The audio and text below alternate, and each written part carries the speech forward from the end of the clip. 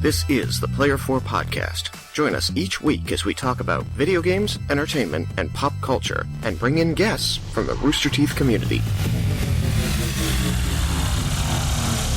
Player 4 has entered the game. Welcome to the Player 4 Podcast. Yeah. Hello, I am Tristan, aka Sharper0 on the Rooster Teeth website. I'm Alex, aka Chaos Black 21. I'm Malachi, aka Suki Kiba. That intro was so professional, it almost seems like it's part of the intro rather than just a little shtick that we do sometimes where we sing. I'm Joseph Dunlap, aka J Dunlap. What Joseph doesn't know is that it will be, from now on, the beginning of the podcast. I can't do that. I don't sing.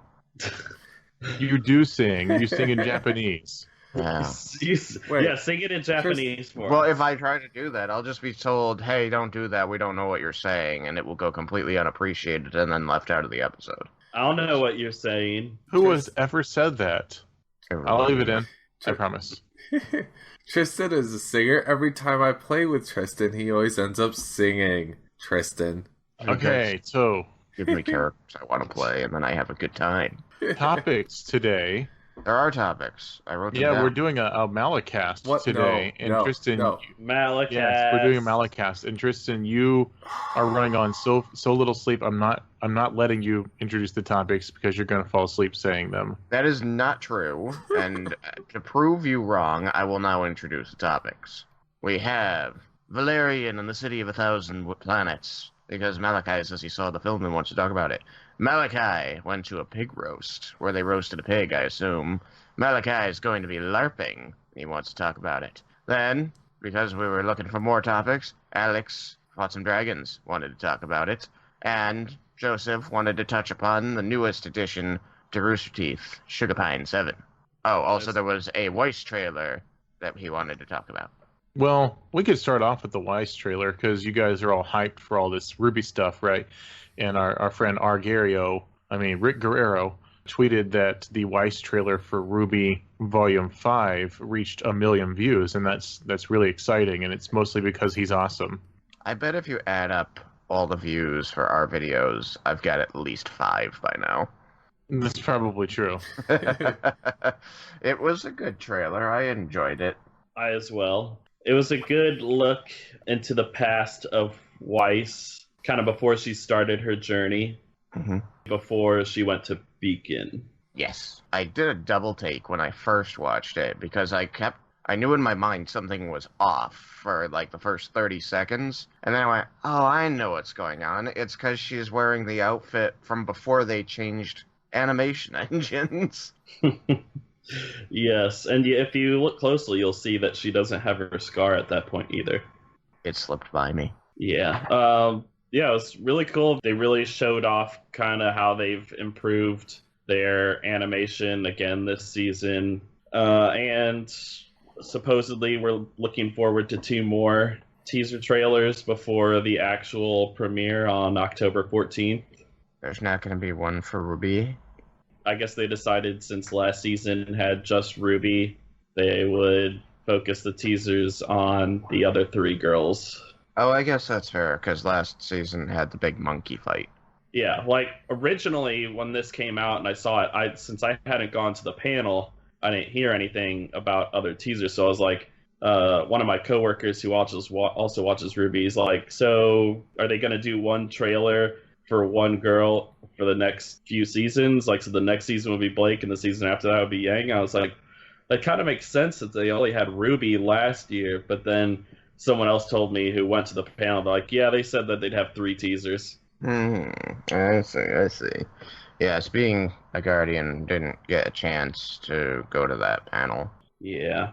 So, then more Rooster Teeth stuff was Sugar Pine 7, which is newest IP that Rooster Teeth has picked up. Oh, we're doing that next? Okay. Yeah. I thought We're we were going backwards. We're going backwards. Well, the way I'm doing it is I'm keeping the topics kind of related to each other, so we're doing the Rooster Teeth topics, then we can talk about dragons for a minute or two, and then we can go full Malacast. I can't wait for Alex's graphic full Malacast. I was this close to thinking he was gonna say full Monty. I was like, whoa, all right then. Full frontal. No, that's the Patreon cast, Tristan. I can't wait for Alex's graphic where he's got the topics in order that we type them, and then they keep getting reordered and moved around, like with like scribble and stuff. Well, I mean, now I'm going to have to do that. Thanks, Joseph. Just for the don't lie. Image, I'll enter what they were originally written as so that you can have fun. All right, Joseph. All right. Enlighten us. Sugar Pine 7. Who was it? Was it Tristan who got to see their panel? It was not me. It's not Sugar Plum 7, Tristan. Dun, dun, dun, dun, dun, dun, dun. By the way, the 7 is just the number. It's not. Yeah, it's the number, but it has to replace the V. Fine. So somebody in our condo got to see the Sugar Pine 7 panel. I think it was Caleb out of our condo, and he said that it was kind of fun. And I was like, well, what the heck is Sugar Pine 7? No, that's not what I meant, Tristan. Sugar Pine set parentheses the number in. He did replace the V with the number. Tristan is running on so little sleep. It's like the time you put bats in my belfry. I just have a bit of an issue with this, because this, which I know is what you mean, is literally the title of a movie. That's what I meant. Yeah, that's what I was referring to the... Okay, back to Sugar Plum 7. So YouTube was like, hey, you should watch this video. And it was a video about Sugar Pine 7 being at RTX. So I watched it, and it was pretty funny. They were pretty funny. They seemed like genuinely funny people that just with a real quick wit. And there was a part where someone said, yeah, you're going to get an interview. They're like, we're going to get an interview with Diane Sawyer. 2 of the 3 guys are like, we're going to get an interview with a dinosaur. We'll talk about dinosaur technology. And the guy, Steven Suptic, who's in charge of the channel, is like, no, it's not a dinosaur. It's Diane Sawyer for like 2 minutes. Yeah, I have heard of Steven Suptic because I heard that name. I've heard that name more often now, and I heard it at RTX. So I knew he was part of Sugar Pine 7. I just didn't know that they became part of Rooster Teeth. So what I didn't know, it was different for me, because I saw an image on the Twitter that was Jeff Ramsey with 3 guys around him, and he made some snide comment about this picture with them, and he had tagged, Steven Suptic, and I'm sitting there going, who? And then there's a bunch of responses, replies, retweets, and all that. I'm sitting there trying to figure out why it's important. Now I understand that this is a new IP. That's why he took a picture with them. There's also been a fun back and forth between Steven Suptic and Rooster Teeth Folk. There was one about a week ago because they had gone to Rooster Teeth to collaborate and make some videos, and they were on the spot, and Steven Suptic took over the desk. The video they made for that was that they thought they were getting fired. And their whole shtick is that they do vlogs where Steven will do voiceover. And they'll just improv a story for the day of what's going on, or they'll troll Autumn, their new editor, who used to work, I think, at SourceFed. In each scene, then Autumn will cut all the scenes together and then give it to Steven, and then he'll watch them and he'll do voiceover. And then whenever a scene is about to start or has just ended, it'll just freeze frame on the final frame or the beginning frame. And then there'll be, if it needs to be, there's subtitles of what they've said. And they'll just make up a narrative, kind of like, what is it? Is it Curb Your Enthusiasm? Where it's almost entirely improv. And they come up with a narrative, and he passes it off as something that genuinely happened that day. So they call it an alternate lifestyle vlog. So the back and forth last week was Blaine tweeted to Steven Suptic that he lost the footage of what they had filmed. Could he come back and they could film it again? And then Steven Suptic is like, hey, Blaine, thank you for your tweet. I really appreciate it. Oh. Yeah, like a generic email response.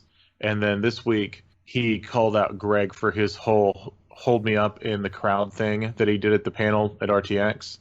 And then John Reisinger was like, I don't think you're our target audience for our videos. You should probably stop watching. So I've been enjoying their videos. I've just been working my way backwards. I'm not going to jump down a rabbit hole. For one thing, you just watch it because it's funny, kind of like some of Rooster Teeth's videos. They're when they used to do RT Life, that kind of thing. So I started to go backwards, and there was this narrative, and I was like, this is actually really interesting, because one of their guys, a few weeks ago, they did a video where Kib, who is like the most idiotic of the idiots, and he wears a headband. That's how you know it's Kib. He has a girlfriend, and they've been dating for maybe a week or two.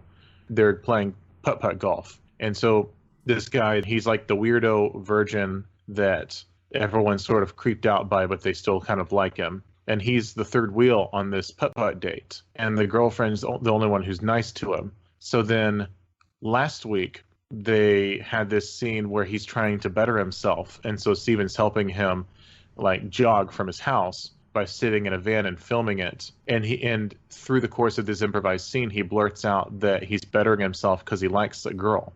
And then he gets him to say that it's this girlfriend of Kib, Emma Jo, I think. So the first thing he does, like a good friend, is goes and tells Kib. Oh. And then the next episode is both sides trying to deal with this problem, where Kib is trying to decide, does he want to kill him or not? And he plays around with a gun at one point. Or is he going to be willing to be the better man here since they're friends? Then an episode this week, they're getting ready to meet with each other. He's like, I'm going to tell him that I want them to be happy. I'm his friend, and what's important is that they're happy. And Kib is like, I'll extend the hand. We'll be friends, and we can get past this. But when they meet, and again, it's an improvised scene, but it's just very well acted. It doesn't go the way that they plan. So the guy who likes the girlfriend ends up leaving. And they play it off like they're still trying to film this video, but he's like, I don't care, I'm leaving. And then that's how it ends. People are wondering if that's their way of telling us that this guy's leaving the channel because of his contract with Disney or not. So if you're wondering who Sugar Pine 7 is, definitely check out Steven Stuptick's channel, and you might find it interesting. They've also got this running gag that they recently called attention to, where whoever's holding the camera pretends to be this freelancer. He does this weird voice, and they did a day in the life for this made-up character, so they just had him saying random stuff. I've never seen anything like that where it's a vlog about things that didn't really happen. Yeah, like there's prank channels, but I've never seen someone. I've never seen an office of guys and their entire channel centers currently around coming up with something to make a vlog about, and then Steven does voiceover and passes it off as something that really happened. I'm just wondering where they're going to put them on the main page, because the top with all of the other groups of Rooster Teeth, it's kind of full. Yeah, and I'm not sure. I think they're part of the actual Rooster Teeth family and not just the Let's Play family. There was a journal at one point that was explaining what that hierarchy in organization is. And it's like there's the brother and sister affiliates, and there's the cousin affiliates. And I don't know that they actually used the LA studio. They have their own little thing. And so I wonder if that makes them a cousin. But I do know that Rooster Teeth has the power to like straight up fire them based off of their video where they were afraid of being fired, and also the HR guy coming over and them discovering that sunlight's his weakness. I'm not sure exactly what that is, but I do know that they are part of either the Let's Play or Rooster Teeth family. All right, Sugar Pine 7. Go check them out. So that's the Joseph cast. So are we moving on to Dragons and the Malacast? Yes, Dragons and Malacast. I like dragons. Dragons. So, refresher, Alex, you are a player in a game I'm GMing, and your character has sworn an oath to destroy green dragons. Yes, I have. And what did you get to do this last session? I got to slay cute fucking baby dragons. You're a terrible person. And a big, not so cute dragon. You killed the mommy too? Jeez. Hey, she was going to kill me. It was either me or her. I was down to 3 HP. I said, screw it, and I chopped her head off. The dragon that you fought that was not a baby spoke to you in common and was clearly male. Oh. Okay, the daddy dragon. I wasn't looking down for parts, so you can feel it up. No. It not. Wow. So yeah, I killed it. Riken is very proud that he accomplished this, but he's still his main goal of killing Bala is still out there, as well as killing all the other green dragons. So why was there a green dragon for you to kill? Where did this green dragon come from? The green dragons followed Bala and destroyed apparently only some of Arcosia, which is my home island.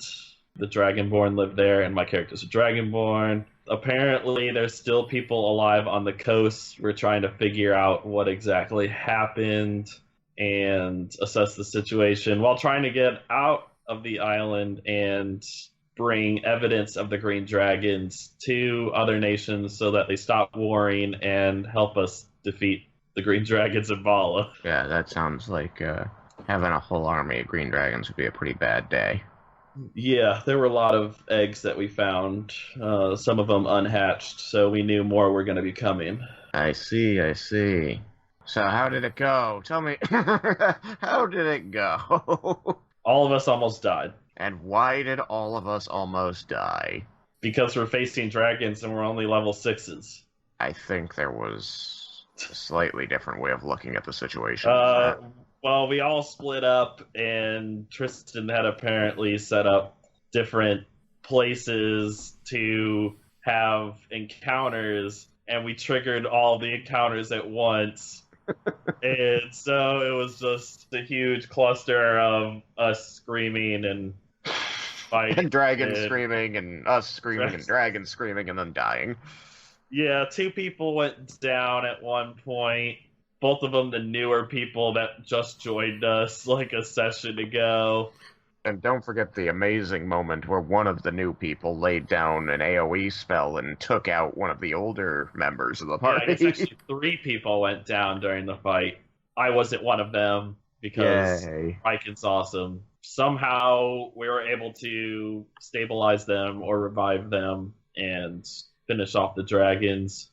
So now we have a dragon head we're carrying around to hopefully provide evidence if we can get off the island. Yep, so now you gotta find your way off the island. And that is the story of how Alex finally got to fight dragons. PCs, Still looking for my magic board armor. Keep looking, man. You'll find it. PCs at their greatest. You plan something and they completely do the opposite of what you hope. Yeah, I'll set up all these instances to trigger them one at a time nicely and be all scattered nicely. Boom. All at once. Hey, look. Players in my games have a lot of freedom. I basically say, here's the world. What do you do with it? And then tell them what happens because of the things they do. And so, yes, I set up the area so that there were dragons here, here, and here. And figuring that, the first couple would go down pretty easily. And then they would, hear voices calling out and suspect that they were survivors in hiding, then find out that it was dragons, because that would be when they learned that dragons can speak Draconic. What? Who knew dragons could speak Draconic? Yeah. Yeah, basically, it's just wanted to mention that it's just the funny thing where you set something up and PCs always do the worst that they could possibly do. I'm not gonna, and all I'm saying is I'm not gonna stop them. I just tell them what happens. Yeah. I just mean, even with freedom, they always do, just really, guys? Really? You're done for. Here you go, 3 encounters at once. Have fun. One of encounters. Which, it was like an easy encounter, a medium encounter, and a hard encounter, and they're just like, we're gonna do them all at once. I'm like, okay, so that makes 1 deadly encounter. Have fun. Yeah, so was mine the hard encounter, or was it the medium encounter? Because it was only 1 dragon, but it was a big dragon, while the second encounter had 6 dragons, 6 baby dragons. The 6 baby dragons was the hard encounter. Okay. Yours was the medium encounter. Because it was just the 1 dragon, which if you had 6 people all focusing on the 1 dragon, you would have gone down easily.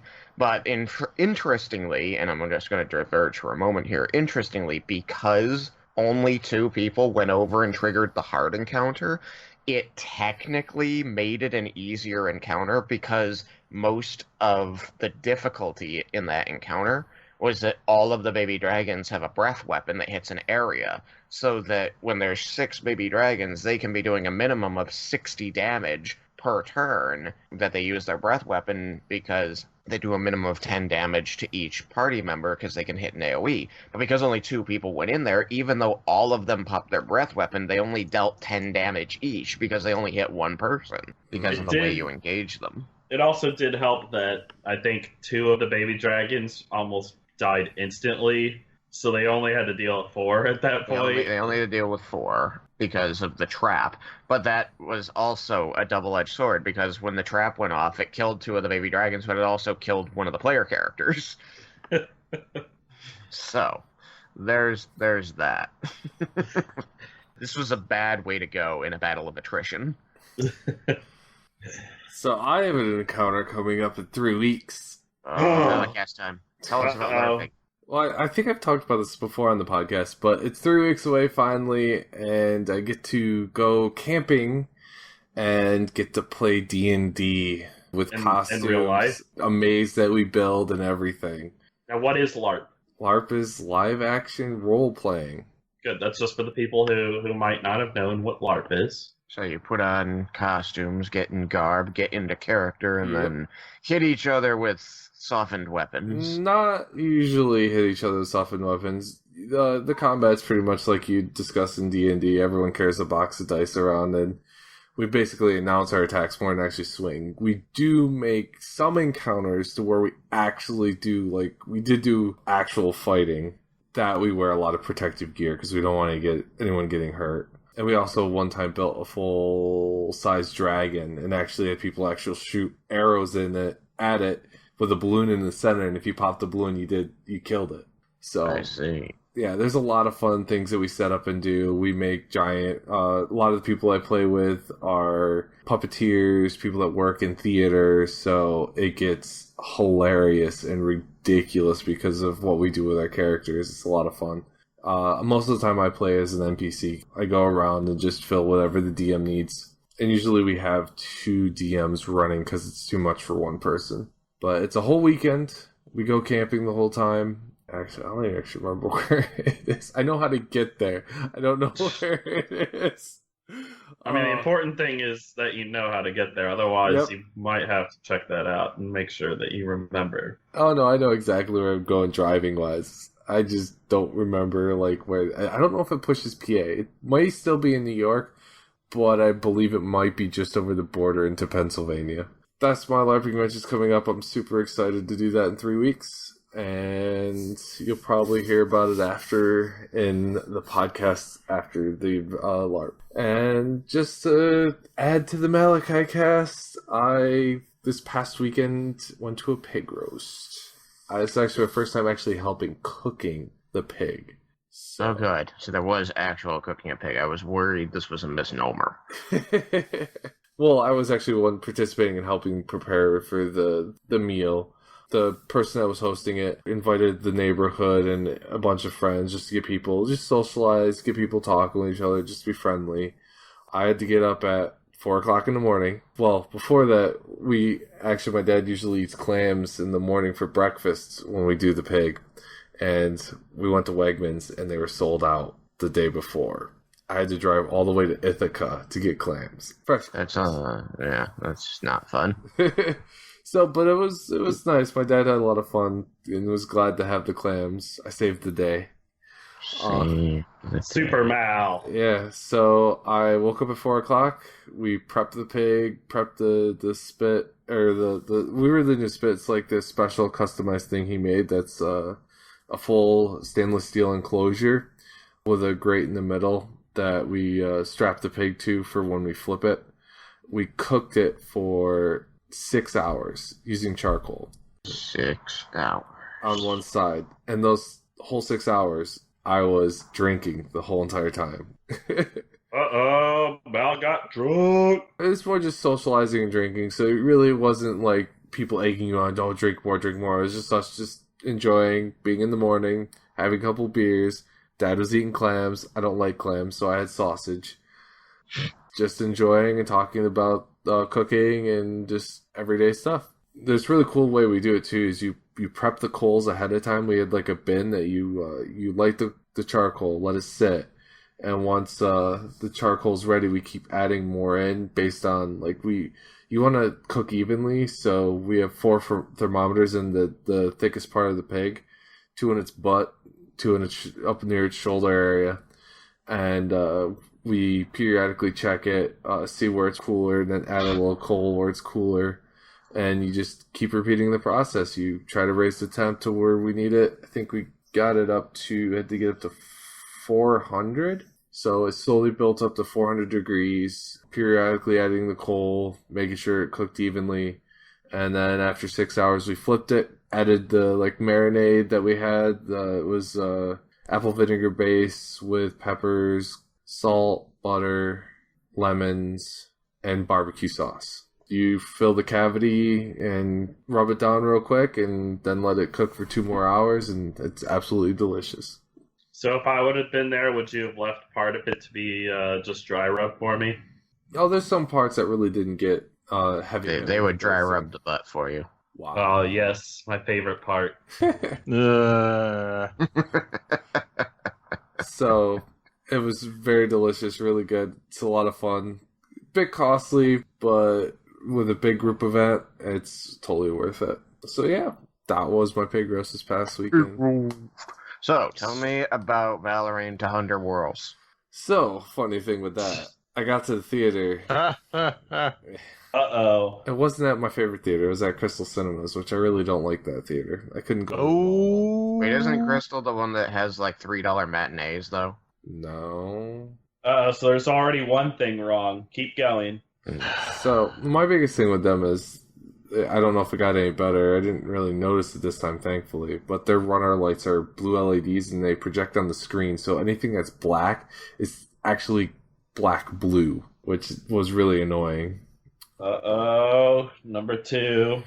So, when I just got to the theater, some guy was telling me, he's like, you going to see that movie? And I'm like, yeah. And he's like, oh, it's a terrible movie. And I'm like, okay. And he was trying to convince us not to go to the movie. Wonderful guy. Yeah. I figured it would be more of it was actually what I expected it to be. Which is... That doesn't sound like a glowing review. Yeah. What did you expect? Well, actually, I didn't expect... I didn't expect everyone would like it. I liked the movie. I didn't think it was bad at all.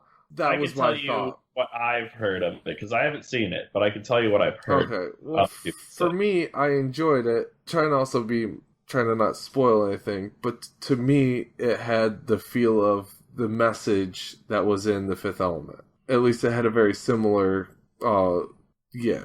The only message I remember from The Fifth Element that was my takeaway was never without my permission. I thought it was multipass. Lilo Dallas multipass. So that is the message of Fifth Element. He's gonna spoil it if he story. doesn't. Yeah, no, I'm not gonna elaborate because I remember The Fifth Element. I've watched that movie like 15 times, but I already asked him, Joseph, when we were streaming. Yeah, and he told me he wasn't going to tell me because it was too much of a spoiler. Okay. Not really, but to me that was a big theme in it. Spoiler if it goes. Malachi, can you tell me the origin story of Spider-Man? Oh, God.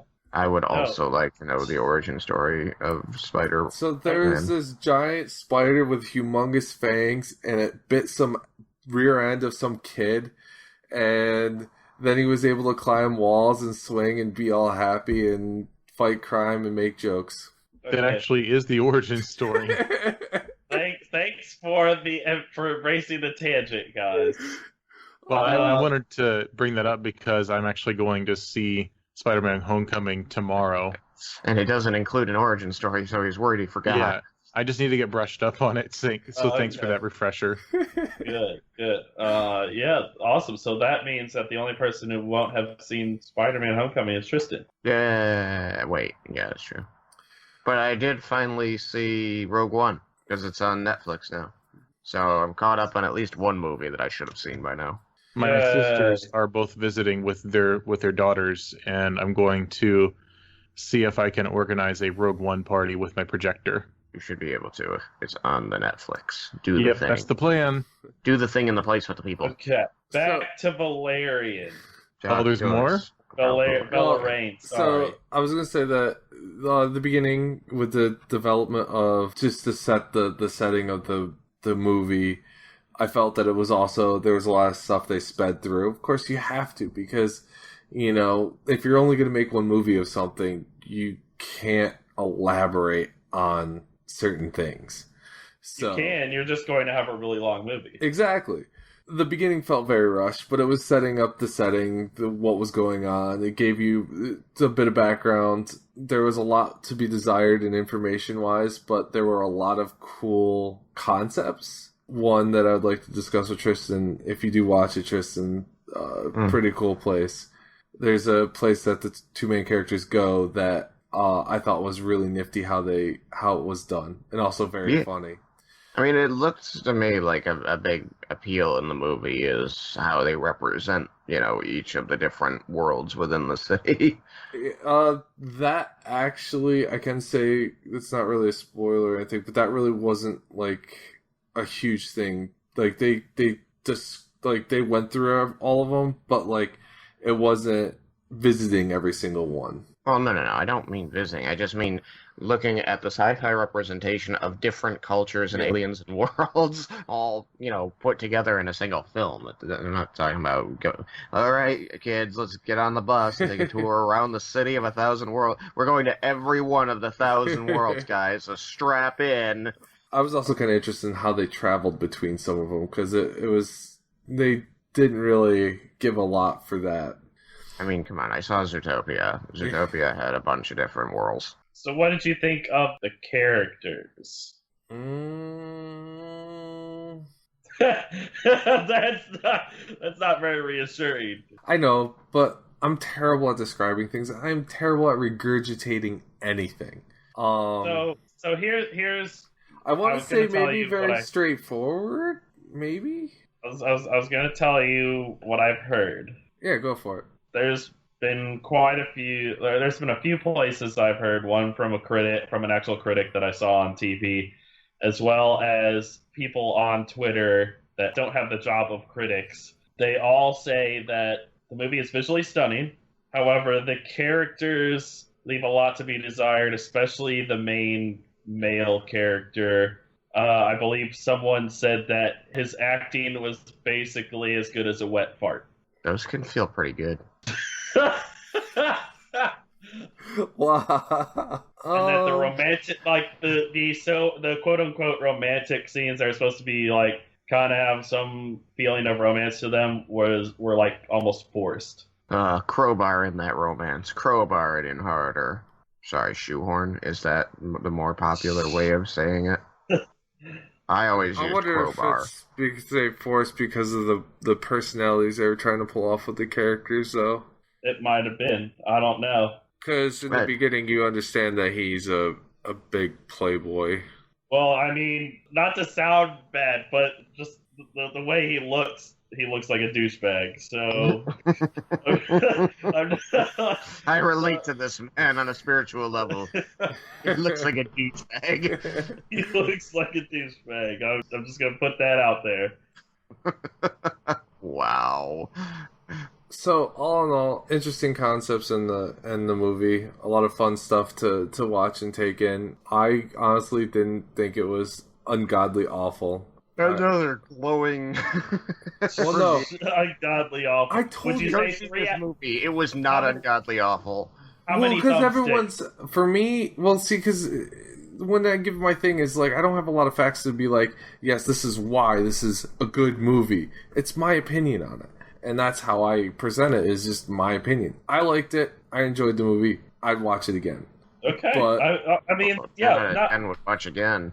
Every movie's going to have some people who are like, I really liked it, like I would watch it again, and other people that absolutely hate it and thinks it should never have been made. Like Tristan with Batman vs. Superman. He thinks it's complete crap. Or the second and I'm like, movie. I wouldn't mind. I didn't mind it. I would watch it again. I wouldn't buy it, but I mean, if it was like, oh, hey, this is on TV, okay, I'll watch it. Yeah, that's 300 for me. 300 number 2, not the first one. First one was great. There was a sequel to 300? Yep. Was it called 600? No. No, it was called 150. It was, to me, Because it was half as good? It was terrible. Did not like it. Oh, for Malachi it was called 50. It was called just give us a leg. I don't need any. I don't know. He's just trying to get a leg up. It's a leg. Oh, That's the better Joseph. joke than I was going to do. I'm sorry, I wasn't paying attention. Oh Wow. my goodness, Joseph. Come on. Thanks. Who's the one who's tired? The Malacast. All of us? But Joseph, I think something's coming to my mind. Like, you're telepathically telling me that you have some kind of announcement that you want to make. You mean like the Skype message? No, I'm not looking at the Skype message. God damn it, Joseph. Why did you screw things up? You mean, cord damn it, your beautiful, magnificent eminence, Joseph. No, I'm not right. And I want to pet you on your head. right now. No, and he's not Kubriel. Why aren't you worshiping me right now? Yeah, why aren't you worshiping him? Because I'm Kubriel.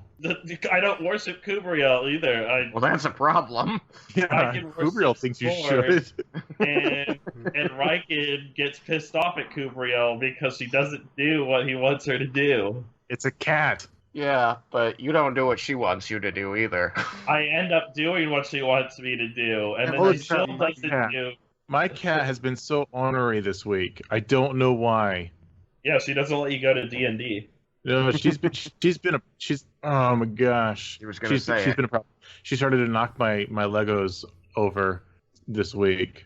Like, I have a display of Lord of the Rings and Star Wars Legos, and she's been getting up there and knocking them over. Okay, so my announcement. Announcements. I'm gonna not listen now. Announcements. We've all talked about it, but we haven't really made it public yet. But I'm bringing back 5-question interviews. Uh-oh.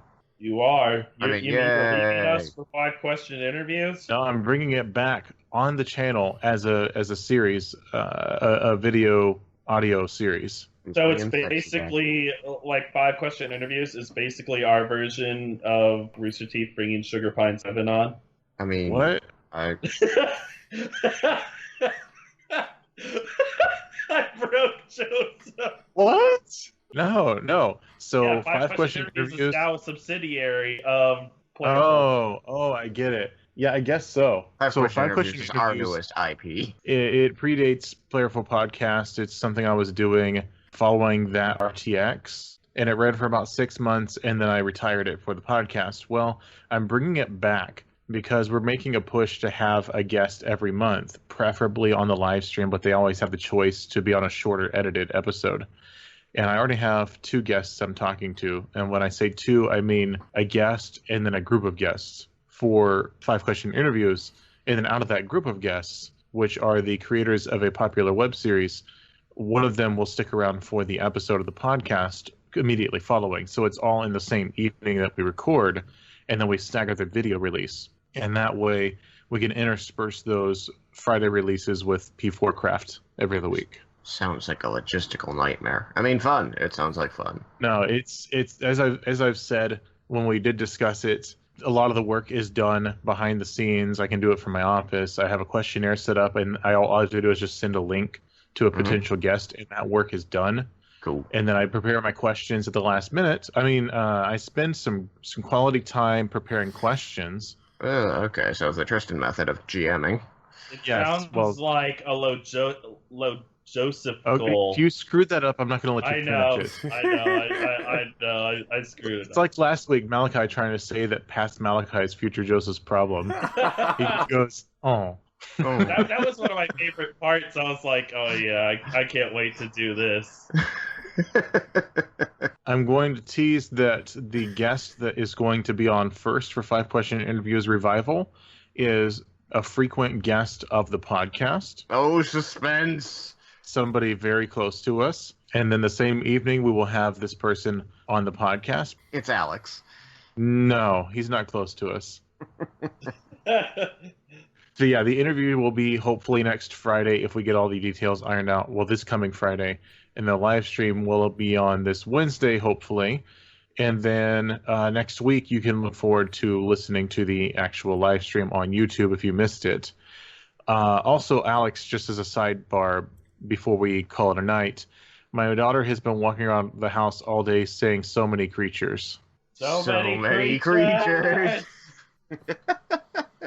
Yeah, I think so at one point I said so many pumpkins on the. yeah, we kept teasing you about that. That's an upcoming P4 Craft episode. Yeah. Or maybe it was in the one that came out last week. I don't remember. So what happened was many, many months ago, around when I got the projector, I took a giant box. I took the lid and I taped it so that the box would be taller, and I made it into a little house for the kids. And I even made a little door for them.